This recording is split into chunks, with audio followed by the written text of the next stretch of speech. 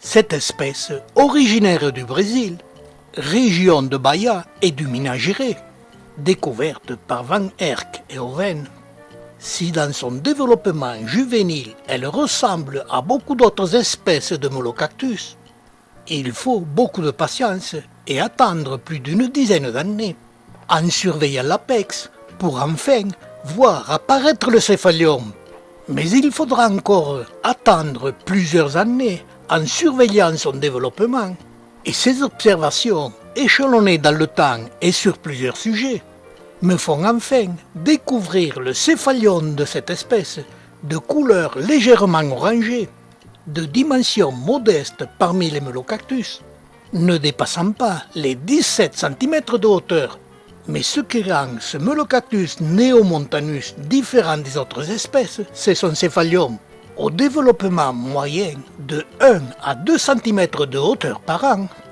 Se comprimant à la base du céphalium, il développe ses fins aiguillons de différentes longueurs, ce qui le rend souple au toucher. Le corps de la plante a les aiguillons assez longs, plus ou moins orangés en jeune sujet et se décolorant dès l'apparition du céphalium. Et comme tous les molocactus, les fleurs apparaissent dès le développement de celui-ci. Elles sont de dimension modeste, 1 cm de diamètre. Mais tous les jours, de nouvelles fleurs apparaissent, ce qui indique l'importance du développement du céphalium. Cette floraison qui apparaît du printemps jusqu'en automne, c'est pendant l'été, avec les grosses chaleurs, qu'elle sera à son apogée.